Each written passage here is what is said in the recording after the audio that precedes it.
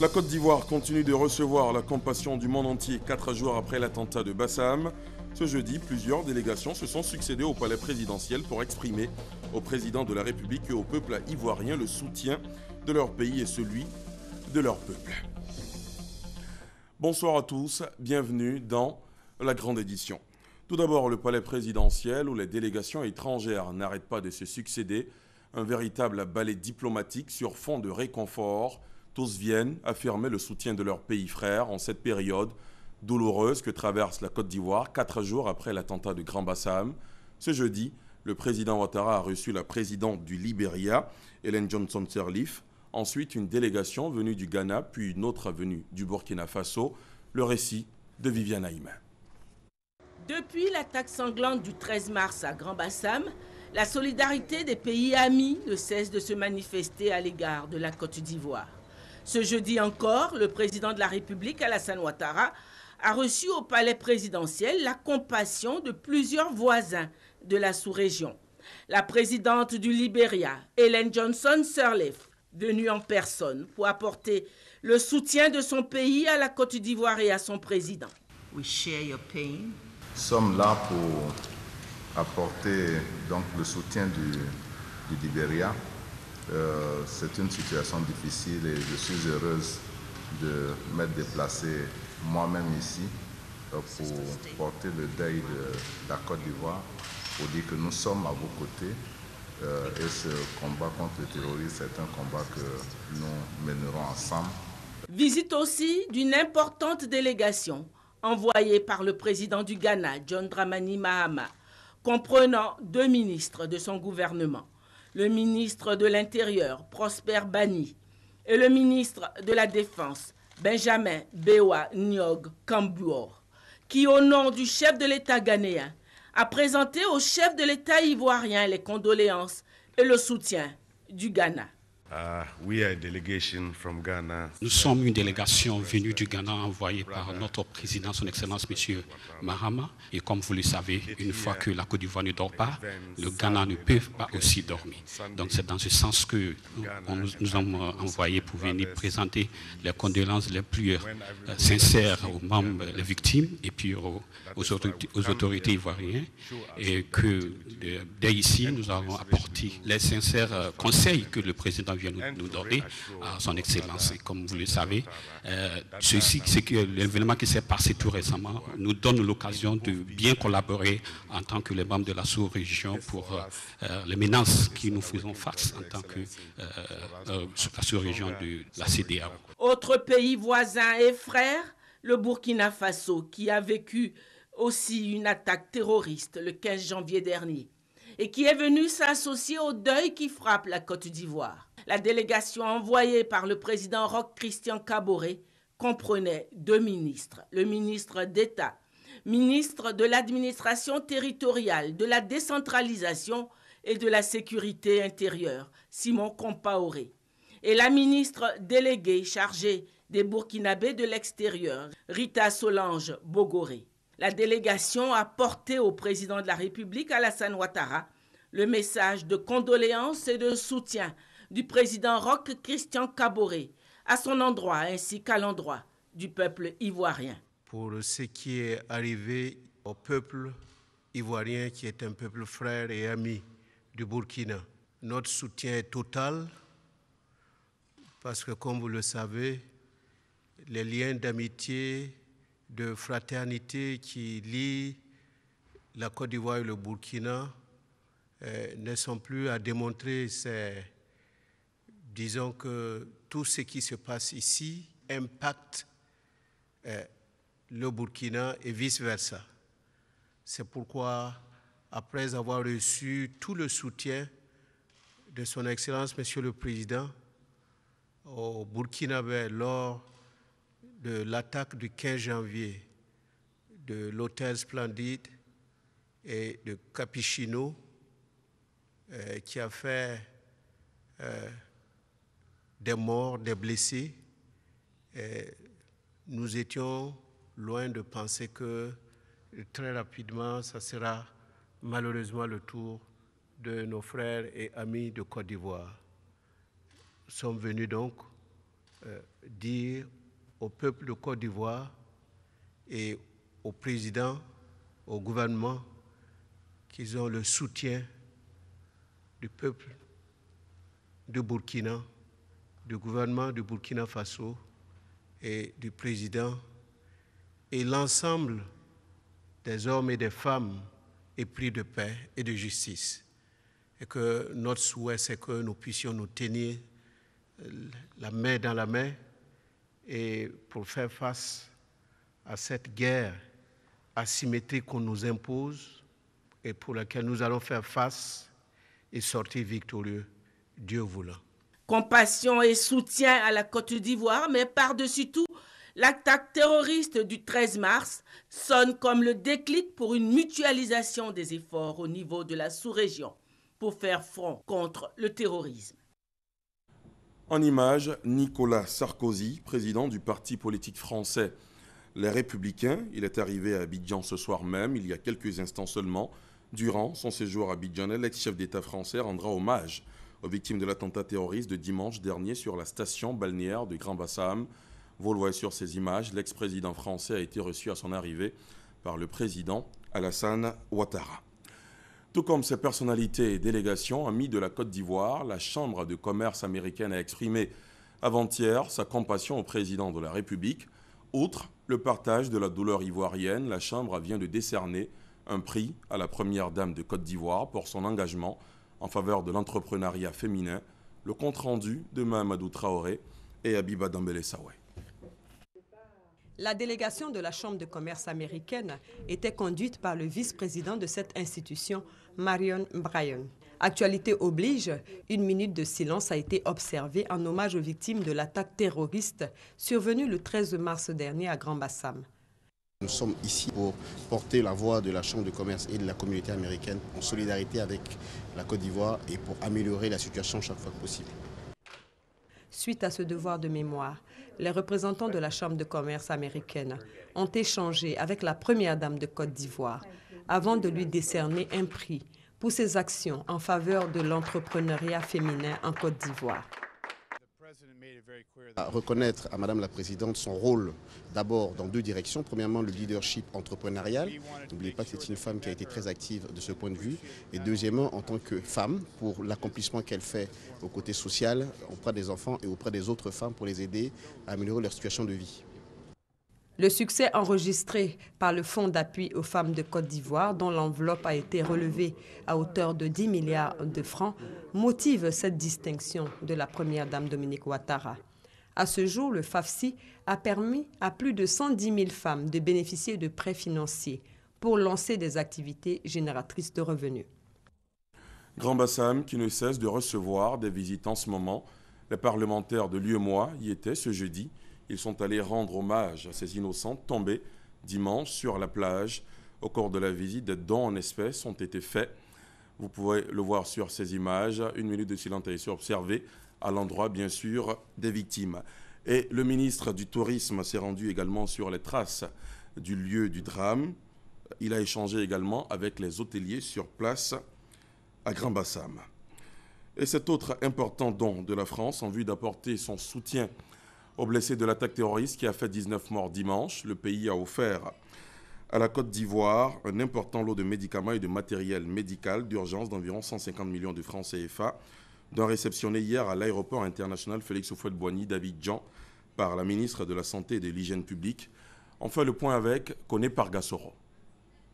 Aéroport international Félix Houphouët-Boigny d'Abidjan. Il est un peu plus de 18 heures lorsque l'avion Airbus 340-200 de la compagnie Air France se pose sur la piste d'atterrissage. À son bord, un important lot de médicaments de chirurgie d'une valeur de 150 millions de francs CFA. Des médicaments destinés aux blessés de l'attentat de Grand-Bassam. Un don de la France au gouvernement ivoirien. Il y a eu des consommations importantes de différents produits, matériels, etc. Donc là, nous avons la possibilité avec le centre de crise et de suivi à Paris de compléter, remplacer rapidement ce qui a été consommé. C'est une requête croisée que nous avons faite à l'ambassade et nous-mêmes, ministère de la Santé. Et un jour après, nous bénéficions de l'arrivée de médicaments. C'est une grande bouffée d'oxygène pour nous. En réceptionnant ce don, la ministre de la Santé et de l'Hygiène publique n'a pas manqué de traduire toute la reconnaissance de l'État de Côte d'Ivoire au gouvernement français. Profitant de l'occasion, la ministre Raymond Goudou Kofi a félicité et salué tout le corps médical pour sa mobilisation pendant les événements de Grand Bassam. Grâce à leur proactivité, grâce à leur promptitude, vous voyez, on a pu sauver des vies, on a pu faire une prise en charge totale de tous les blessés par balle. Selon la ministre de la Santé et de l'Hygiène publique, ce lot de médicaments sera reparti dans un premier temps entre les établissements sanitaires qui ont permis la prise en charge des victimes de l'attaque terroriste du dimanche 13 mars dernier. Retour en image sur cette activité du ministre du Tourisme qui s'est rendu sur les traces du drame de dimanche dernier.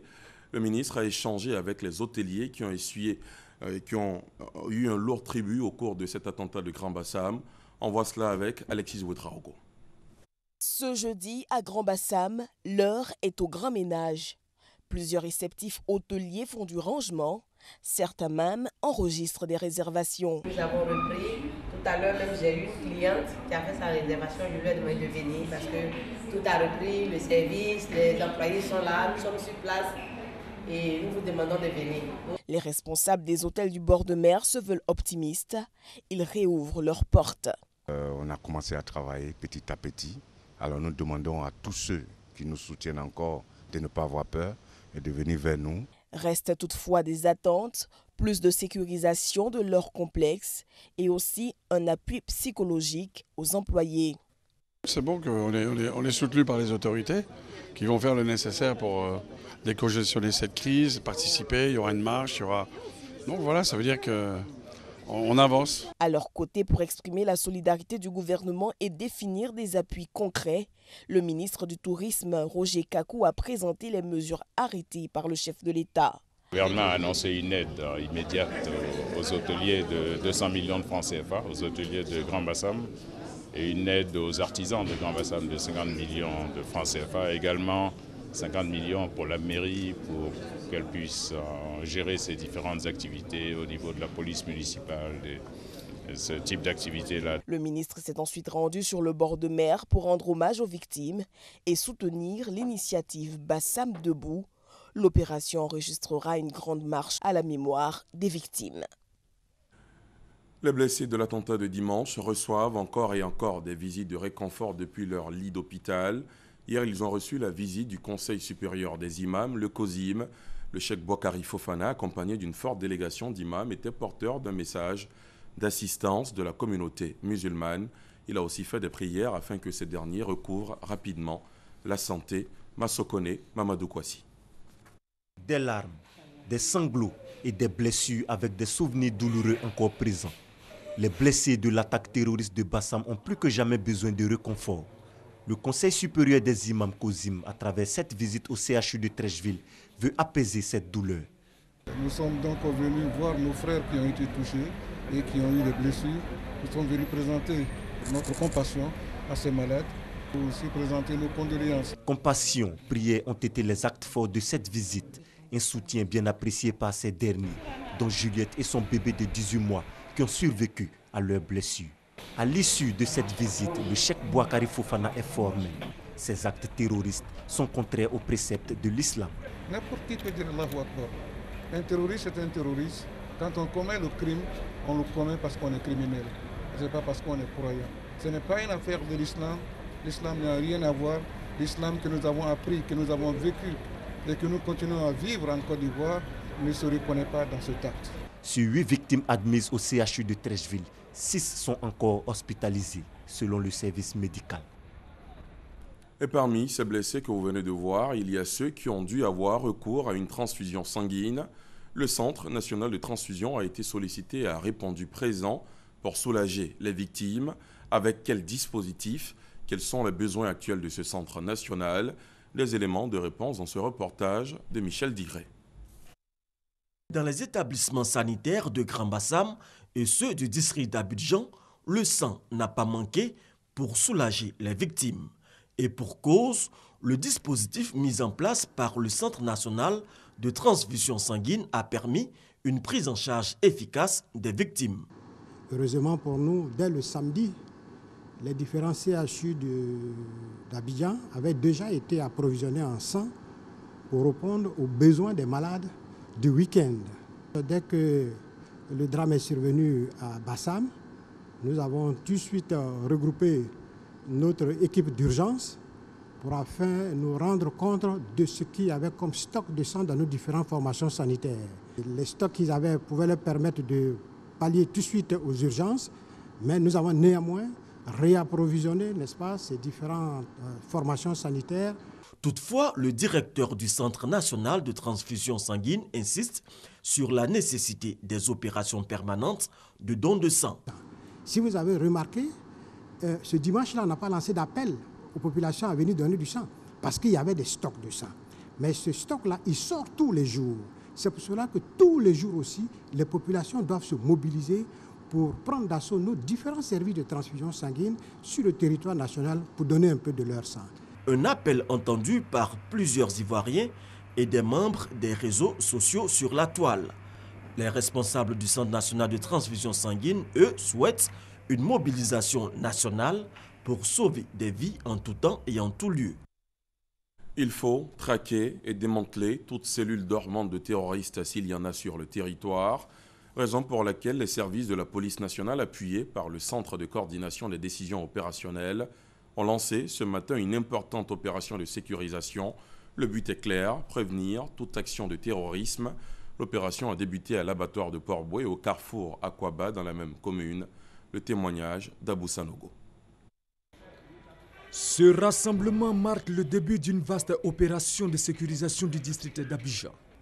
Le dispositif est composé d'éléments de la préfecture de police, de la direction de la police criminelle, de la direction de l'unité d'intervention appuyée par les centres de coordination des décisions opérationnelles CCDO est lancé.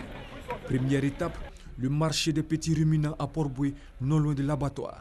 Mission, fouiller tout endroit suspect, rechercher des objets et documents compromettants et empêcher que des individus susceptibles d'être des bandits puissent sortir de leur champ d'action. Sacs, tables, box et magasins, de même que les étalages. Aucun détail n'est négligé. Plus loin, des effets appartenant au service civique sont saisis. Des individus sont interpellés. Pendant ce temps, une autre équipe balise le secteur et le long des rails, à partir du cimetière jusqu'au carrefour Akwaba. L'opération permet également d'interpeller 42 individus, dont une dame. À nos concitoyens, il n'y a vraiment pas lieu de paniquer. Au contraire, on devait se réjouir de la présence des forces de l'ordre à leur côté. C'est des opérations qui vont se poursuivre dans le temps. Toutes les fois qu'ils nous verront, s'ils ont des informations à nous communiquer, qu'ils n'hésitent pas à le faire. Que ce soit pendant les opérations ou en dehors des opérations. Après la commune de Port-Boué, cette opération va se poursuivre dans les autres communes du district d'Abidjan. On en vient aux déclarations de soutien aux victimes et parents des victimes de l'attentat terroriste de dimanche. D'abord, l'Union pour la démocratie et pour la paix en Côte d'Ivoire, UDPCI, qui condamne fermement les événements malheureux survenus à Bassam. Déclaration produite par le secrétaire général du parti. L'UDPCI, avec à sa tête le président Abdallah Albert Roque-Soumabri, condamne avec la dernière énergie cet acte barbare, présente ses condoléances les plus attristées aux familles des victimes et souhaite un prompt rétablissement aux blessés. L'UDPCI lui renouvelle son indéfectible soutien, appelle les Ivoiriens à demeurer dignes et à ne pas céder à ceux qui parient pour la mort. Il tient à saluer la promptitude et la dextérité avec laquelle les forces de sécurité ont réagi, limitant ainsi de loin les dégâts. Nous demandons à tout le monde de rester rassemblé. À ces moments difficiles, notre Côte d'Ivoire, notre peuple, notre gouvernement a besoin de rassemblement autour pour que nous formions un devant l'adversité. Autre information politique, le Rassemblement du peuple de Côte d'Ivoire, RPCI, qui désapprouve évidemment Cet attentat et présente ses condoléances aux familles éplorées. On écoute à présent la déclaration lue par le secrétaire général du RPCI. Le Rassemblement du peuple de Côte d'Ivoire, RPCI, condamne avec la plus grande vigueur cet acte terroriste odieux et lâche, s'insurge contre ce comportement intolérant qui conduit à de tels actes inhumains et barbares. Le RPCI, en cette circonstance douloureuse, présente ses condoléances les plus attristées aux familles des victimes et souhaite un prompt rétablissement aux blessés, exprime toute sa solidarité au président de la République et au gouvernement et les exhorte à continuer à prendre toutes les dispositions sécuritaires nécessaires pour éviter que de tels actes ne se répètent dans notre pays. Autre groupement qui donne de la voix pour fustiger cet acte barbare des terroristes, l'Union des ressortissants des États membres de la CEDEAO. L'organisation s'insurge contre de telles pratiques. L'Union des ressortissants des États membres de la CEDEAO en Côte d'Ivoire condamne avec la dernière énergie cet acte odieux et inqualifiable. A une pensée pieuse pour les victimes, présente ses sincères condoléances aux familles éplorées ainsi qu'à la nation ivoirienne. Souhaite prompt rétablissement aux blessés. L'UREM-CEDEAO encourage son Excellence M. Alassane Ouattara, président de la République, et son gouvernement à demeurer fort et à rester ferme pour conduire la Côte d'Ivoire à l'émergence tant désirée. L'UREM-CEDEAO reste disponible pour toutes les actions à mener pour la construction de la CEDEAO des peuples. La fusillade de dimanche dernier a suscité l'émoi sur les réseaux sociaux. À ce jour, les internautes continuent de poster messages, photos, vidéos pour dire leur désolation. Dans chacune de leurs publications, tous sont déterminés à ne pas laisser la peur prendre le pas sur la joie de vivre des Ivoiriens. Ben Touré et Hamza Diaby ont surfé sur certains réseaux pour vous rapporter quelques réactions sur la toile. Regardez. Profil barré aux couleurs nationales. Je suis Bassam. Pray for Côte d'Ivoire. 13 mars, restons solidaires. Yako Bassam, soudés comme jamais. Ou encore, découragement n'est pas ivoirien. Les utilisateurs des réseaux sociaux expriment leur solidarité envers les victimes de la fusillade de Grand Bassam. Twitter, Facebook, Instagram ou encore Badoo, les internautes usent de tout ce que leur offre le web pour crier leur indignation face à cette fusillade. Des mouvements se forment, les adhérents ne se comptent plus, comme pour dire leur engagement dans la lutte contre le terrorisme. L'exemple le plus récent est celui du mouvement Même pas peur, né sur Twitter. Il vise, selon ses membres, à montrer que les terroristes ont échoué à faire cesser la vie à Bassam. Certains n'hésitent pas à se rendre sur les plages, lieu de la fusillade, pour ensuite poster des photos qui expriment la joie et la vie, avec en légende peine perdue pour les terroristes, nous y serons toujours.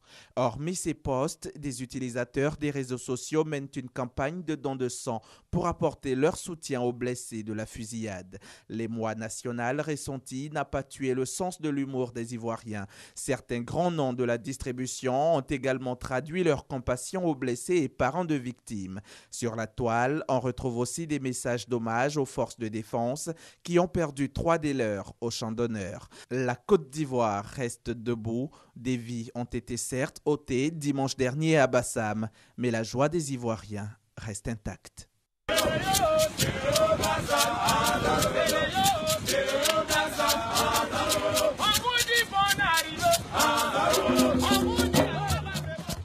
Lutter contre le terrorisme, c'est aussi lutter contre la radicalisation des jeunes. Cet appel a été lancé ce matin par le ministre d'État, ministre de l'Intérieur et de la Sécurité, Ahmed Bakayoko, au cours de la cérémonie de lancement du Hajj 2016, lancement qui a eu lieu au plateau. Cette année, c'est un quota de 5600 pèlerins ivoiriens qui pourront effectuer ce voyage de foi, 5e pilier de l'islam. Hajj 2016, le départ en Terre Sainte se fera du 16 au 24 août prochain. Mais avant ce rendez-vous, démarrage des préparatifs avec les visites médicales dès le 21 mars et le paiement des frais de voyage du 23 mars au 27 mai. Le coût du Hajj reste inchangé, c'est-à-dire 2 millions de francs par pèlerin. Le dépôt du dossier d'appel de candidature des organisateurs privés est fixé au lundi 21 jusqu'au jeudi 24 mars. L'ombre des attentats des dimanches derniers de Grand Bassam a plané sur ce lancement de l'édition 2007 du Hajj. Outre la mise en lumière des avancées notables dans l'organisation, le ministre Ahmed Bakayoko a invité les guides religieux à lutter contre la radicalisation des jeunes. Tous les pèlerins ont noté les évolutions et je veux que cette année, on aille encore plus loin. Au nom de notre religion, des gens ont tué et ils ont tué principalement des musulmans.